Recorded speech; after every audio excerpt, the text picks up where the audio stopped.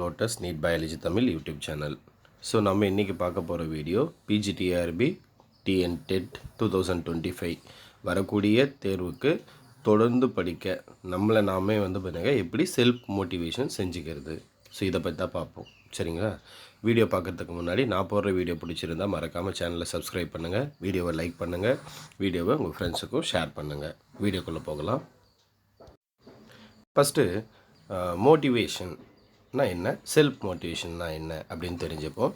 So motivation அப்படின்றது நமக்கு யாராவது ஒருத்தர் படித்தா வேலைக்கு போகலாம், வேலைக்கு போனால் இவ்வளோ சேலரி வாங்கலாம், லைஃப் நல்லா இருக்கும் அப்படின்னு சொன்னால் அது மோட்டிவேஷன். சரிங்களா? செல்ஃப் மோட்டிவேஷன் அப்படின்றது நமக்கு நாமளே சொல்லிக்கிறது. சரியா? படித்தா தான் நம்ம லைஃப் நல்லாயிருக்கும், படித்தா தான் பிறகு நிறைய சேலரி வாங்க முடியும், நம்ம நினச்ச மாதிரி வாழ முடியும், அந்த மாதிரி நமக்கு நாமே சொல்லிக்கிறது தான் பிறகு செல்ஃப் மோட்டிவேஷன். அப்போ எதுக்கு செல்ஃப் மோட்டிவேஷன் வேணும்? ஒவ்வொரு முறையும் அடுத்தவங்க நமக்கு பிறகு மோட்டிவேட் பண்ணுவாங்களா, அதை உட்காந்து பார்த்துக்கிட்டே இருக்கணுமா அப்படின்னலாம் கிடையாது. நமக்கு நாமே மோட்டிவேட் பண்ணிக்கணும். எதுக்காக மோட்டிவேட் பண்ணிக்கணும்? ஸோ நம்ம படிக்கிற இந்த உலகத்தில், சரியா, நம்ம எல்லாருமே ஒரு காம்படிட்டிவ் எக்ஸாம் படிச்சுட்ருக்கோம். அதுவும் பர்டிகுலராக அந்த டிஆர்பி போர்டு எக்ஸாம் படிக்கிறவங்களுக்கு மட்டும் நிறைய மோட்டிவேஷன் தேவைப்படுது. ஏன்னா பார்த்தீங்கன்னா நம்ம இன்றைக்கி தான் படிக்க ஸ்டார்ட் பண்ணியிருப்போம். ஸ்டார்ட் பண்ண அடுத்த நாள் பார்த்தீங்கன்னா டேய் எக்ஸாம் எல்லாம் வராதுடா, இதெல்லாம் பார்த்தீங்கன்னா இந்த கவர்மெண்ட் எக்ஸாமே நடத்த மாட்டாங்க அப்படின்னு சொல்கிற ஒரு குரூப் இருப்பாங்க. சரிங்களா? எக்ஸாம் நோட்டிஃபிகேஷனே வந்துடுச்சு, இருந்தாலும் பார்த்தீங்கன்னாக்கா எக்ஸாம் எல்லாம் கேன்சல் ஆகிடும், லாஸ்ட் மினிட்ல கேன்சல் ஆகிடும் அப்படின்ற சொல்கிற ஒரு குரூப் இருப்பாங்க. சரிங்களா? ஸோ அப்போது நம்மளை பார்த்தீங்கன்னாக்கா நிறைய டிஸ்ட்ராக்ட் பண்ணக்கூடிய பீப்புள்ஸ் தான் அதிகமாக இருக்காங்களே தவிர நம்மளை மோட்டிவேட் பண்ணுற பீப்புள்ஸ் பார்த்தீங்கன்னா ரொம்ப கம்மி தான். அதுக்காக நான் இல்லைன்னே சொல்லலை, ரொம்ப கம்மியாக தான் இருக்காங்க. அப்போ நம்ம என்ன பண்ணணும்? நாமளே தான் பார்த்தீங்கன்னாக்கா மோட்டிவேட் பண்ணிக்கணும்.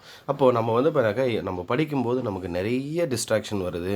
அந்த டிஸ்ட்ராக்ஷன்லாம் இருந்து நம்ம எப்படி தப்பிக்கிறது, நம்ம எப்படி கரெக்டான மெத்தடில் தான் படிக்கிறோமா, கரெக்டான மெத்தடில் படிக்கணும் அப்படின்றதுக்காக தான் இந்த செல்ஃப் மோட்டிவேஷன் பற்றின ஒரு வீடியோ. ஃபஸ்ட்டு நம்ம என்ன பண்ணணும் அப்படின்னாக்கா கோல் செட் பண்ணணும். சரிங்களா? அப்போ கோல்னால் என்ன சார்? நம்ம அடுத்து என்ன பண்ண போகிறோம்? நான் பார்த்தீங்கன்னாக்கா வரக்கூடிய பிஜிடிஆர்பியில் நான் பாஸ் பண்ணி போஸ்டிங் வாங்க போகிறேன். அதான் என்னுடைய கோல். சரிங்களா? நான் ஸ்டேட் ஃபஸ்ட் ரேங்க் வாங்கணும், அதெல்லாம் உங்களுக்கு நீங்களே பார்த்தீங்கன்னாக்கா ஃபிக்ஸ் பண்ணிக்கங்க. இல்லை டெட் எக்ஸாம் படிக்கிறீங்க, பேப்பர் 1க்கு படிக்கிறீங்க, இல்லை பேப்பர் 2க்கு படிக்கிறீங்க அப்படின்னா, பேப்பர் 1க்கு படிக்கிறீங்க இல்லை பேப்பர் 2க்கு படிக்கிறீங்கன்னா நம்ம எப்படி பார்த்தீங்கன்னாக்கா பாஸ் மார்க் வாங்கணும். சரிங்களா? ஏன்னா நமக்கு பார்த்தீங்கன்னாக்கா டெட் எக்ஸாமை பொறுத்த வரைக்கும் பாஸ் மார்க் தான் போதும். அப்போது நமக்கு ஒரு கிளியரான கோலை செட் பண்ணணும். நான் வரக்கூடிய பிஜிடிஆர்பியில் போஸ்டிங் வாங்க போகிறேன், டெட் எக்ஸாமில் பாஸ் மார்க் வாங்க போகிறேன் அப்படின்னு கோலை செட் பண்ணணும். சரி, கோல் செட் பண்ணால் மட்டும் போதுமா அப்படின்னா, நமக்கு சிலபஸ் நிறைய இருக்குது, படிக்கிறதுக்கான மெட்டீரியலும் நிறைய இருக்குது. அப்போ நிறைய மெட்டீரியலை வச்சுக்கிட்டு நம்ம படிக்கணும்னு ஸ்டார்ட் பண்ணும்போது நம்மளால் பார்த்தீங்கன்னாக்கா படித்து முடிக்க முடியாது. அப்போ நம்ம என்ன பண்ணணும் அப்படின்னா, நான் நெக்ஸ்ட்டு 1 hour படிக்க போகிறேன், அந்த 1 hourல மொத்த சிலபஸையும் பார்க்கணுன்னு யோசிக்கக்கூடாது. சரிங்களா? அதிலிருந்து ஏதாவது ஒரே ஒரு டாப்பிக்கை மட்டும் சூஸ் பண்ணிவிட்டு படிங்க. சரிங்களா?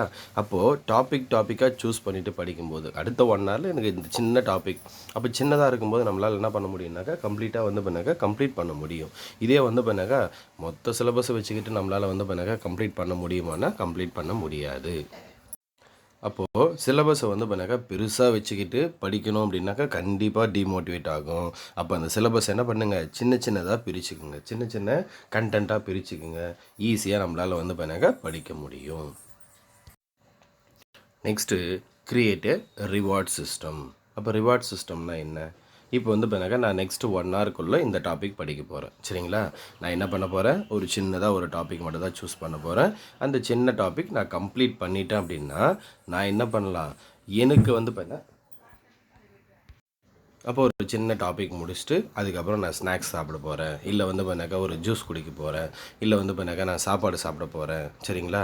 இல்லை பார்த்தீங்கன்னாக்கா நான் மொபைல் எடுத்து வாட்ஸ்அப் பார்க்க போகிறேன், இல்லை ஃபேஸ்புக் பார்க்க போகிறேன், இல்லை நான் யூடியூப் பார்க்க போகிறேன். இந்த மாதிரி ஏதோ ஒரு கோல் செட் பண்ணிக்கோங்க. சரிங்களா? ஒரு ரிவார்ட் சிஸ்டம் செட் பண்ணிக்கோங்க. ஸோ அதுக்கு முன்னாடி நம்ம யூஸே பண்ணக்கூடாது. இப்போ ஃபார் எக்ஸாம்பிள் நான் அந்த டாபிக் முடிச்சிட்டா தான் நான் மொபைலே தொட போகிறேன்.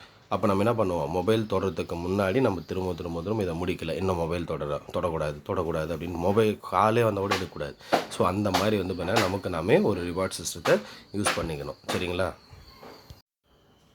அடுத்து நம்ம இருக்கிற இடத்துல நம்மளால் சரியாக படிக்க முடியல அப்படின்னா நம்ம இருக்கிற அட்மாஸ்பியரை மாற்றணும். நம்ம இருக்கக்கூடிய என்வாமெண்ட்டை சேஞ்ச் பண்ணணும். சரிங்களா? நான் இந்த இடத்துல உட்காந்து படிக்கிறேன், ஆனாலும் என்னால் வந்து பார்த்தீங்கன்னா பீஸ்ஃபுல்லாக படிக்க முடியல அப்படின்னாக்கா வேறு என்வாமெண்ட்டை சேஞ்ச் பண்ணிக்கோங்க. சரிங்களா? நம்ம வீட்டிலே வேறு ஏதாவது ஒரு இடம் இருக்கும், அந்த இடத்துல போய் உட்காந்து படிங்க. சரிங்களா? அப்போ இடத்த சேஞ்ச் பண்ணும்போது நம்மளால் என்ன பண்ண முடியும்னாக்கா பீஸ்ஃபுல்லாக வந்து பார்த்தீங்கன்னாக்கா படிக்க முடியும். சரிங்களா? அப்போ நமக்கு அந்த என்வாமெண்ட் எப்படி இருக்கணும் அப்படின்னாக்கா சைலண்ட்டாக இருக்கணும். சைலண்ட்டாக இருந்தால் மட்டும்தான் நம்மளால் என்ன பண்ண முடியும், ஃபோக்கஸ்டாக படிக்க முடியும். அப்போ என்வாமெண்ட் அப்படின்றது வெரி வெரி எசென்ஷியல். அடுத்து நமக்கு நாமே வந்து பார்த்தீங்கன்னாக்கா ஒரு பாசிட்டிவ் மைண்ட் செட்டை க்ரியேட் பண்ணணும். ஒரு பாசிட்டிவ் மைண்ட் செட்டை டெவலப் பண்ணணும். சரிங்களா? நம்மளால் முடியும் அப்படின்றது தான் வந்து பார்த்தீங்கன்னாக்கா பாசிட்டிவ் மைண்ட் செட். எப்படி படிக்கணும்? நான் இதை படிச்சுட்டேன், எனக்கு ஞாபகமே வரல, ஸோ ஞாபகமே வராது அப்படின்னு நினச்சா படிக்க முடியுமானா கண்டிப்பாக படிக்க முடியாது. நம்மளுடைய கோல்லேருந்து நம்ம என்ன பண்ணுவோம்னா டீவியேட் ஆகி போயிடுவோம். சரிங்களா? அப்போது நம்ம படிக்கணும், படித்தது வந்து ஞாபகப்படுத்தி பார்க்கணும், ரிமெம்பரிங் பண்ணணும். அப்போ ஞாபகம் வரலன்னா என்ன பண்ணணும், திரும்பவும் படிக்கணும். அப்போ தான் வந்து பார்த்தீங்கன்னாக்கா வரும். நம்ம மனசு வந்து பார்த்தீங்கன்னாக்கா நம்ம என்ன சொல்கிறோமோ அதை தான் கேட்கும். வராதுன்னு நினச்சிட்டிங்க அப்படின்னாக்கா வரவே வராது. அப்போ வரும் அப்படின்னு நினச்சிங்கன்னா திரும்ப ட்ரை பண்ணிக்கிட்டே இருங்க. கண்டிப்பாக உங்களுக்கு ஞாபகம் வரும். அப்போ பாசிட்டிவ் மைண்ட் செட்டை நீங்கள் டெவலப் பண்ணிங்கன்னா தான் நம்மளால் என்ன பண்ண முடியும், தொடர்ந்து படிக்க முடியும். நம்ம படித்தது ஞாபகம் இருக்குது அப்படின்னு நினச்சா தான் ஞாபகம் வரும். அப்போ தான் வந்து நம்மளால் அடுத்த டாப்பிக்கே போக முடியும். அடுத்த நாள் படிக்கிறதுக்கே ஸ்டார்ட் பண்ணுவோம். சரியா? படித்தது ஞாபகமே இல்லைன்னும் போது நம்ம என்ன பண்ணுவோம், படிக்கவே மாட்டோம், படிக்கிறதுக்கு எண்ணமும் வராது. அடுத்து படிக்கும்போது 2 பேராக சேர்ந்து படித்தோம் அப்படின்னாக்கா ரொம்ப ஹெல்ப்ஃபுல்லாக இருக்கும். அப்போ அந்த 2 பேர் எப்படி இருக்கணும் அப்படின்றதும் ஃபஸ்ட்டு புரிஞ்சுக்கணும். சரிங்களா? இப்போ 2 பேர் அப்படின்றது 2 பேரும் சேம் மேஜராக இருக்கணும். ஃபார் எக்ஸாம்பிள் டெட்டாக இருந்தாக்கா பேப்பர் 1 பேப்பர் 2 என்ன எழுதுறீங்களோ அதுவே இருக்கணும். பிஜிடிஆர்பியாக இருந்தாலும் ரெண்டும் ஒரே மேஜராக இருக்கணும். அப்போ ஒரே மேஜராக இருக்கும்போது நம்ம என்ன பண்ணுவோம்னா நம்ம ஒரு டாப்பிக்கை படிக்கலான்னு 2 பேரும் சேர்ந்து டிசைட் பண்ணுவோம். அவன் வேகமாக படிக்கிறான்றது அவனுக்காக நம்ம கூடவே படிப்போம், இல்லை நம்ம படிக்கிறதுக்காக அவங்க நம்ம கூட படிப்பாங்க. சரிங்களா? அப்போது நம்ம என்ன பண்ணலாம் அப்படின்னாக்கா நம்ம ஸ்பீடாக வந்து பண்ணாக்கா படிக்கிறதுக்கு ஹெல்ப்ஃபுல்லாக இருக்கும், கண்டினியூஸாக படிக்கிறதுக்கு ஹெல்ப்ஃபுல்லாக இருக்கும். அதே மாதிரி படிக்கும்போது நம்ம என்ன படிச்சிருக்கோமோ அவங்ககிட்ட சொல்லலாம். அவங்க நம்ம சொன்னது கரெக்டாக இல்லையா நமக்கு ஃபீட்பேக் கொடுப்பாங்க.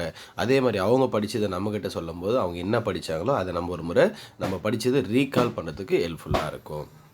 அப்போது நம்ம படிக்கும்போது நமக்கு வந்து பார்த்தினாக்கா ஒரு சேம் மேஜர் இருக்கக்கூடிய ஒருத்தரோட கம்பைன் ஸ்டடி பண்ணோம் அப்படின்னாக்கா ரொம்ப ஹெல்ப்ஃபுல்லாக இருக்கும், தொடர்ந்து படிக்கவும் முடியும்.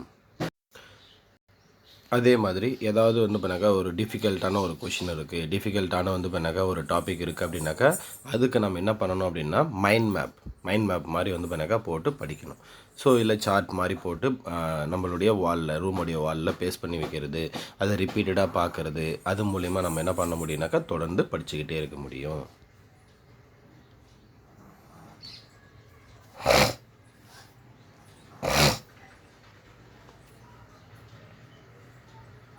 அடுத்து பொமடரோ டெக்னிக் அப்படின்னு சொல்லுவோம். ஸோ பொமடரோ டெக்னிக்கை பற்றி ஆல்ரெடி நம்ம யூடியூப் சேனலில் கூட வீடியோ சொல்லியிருக்கோம்.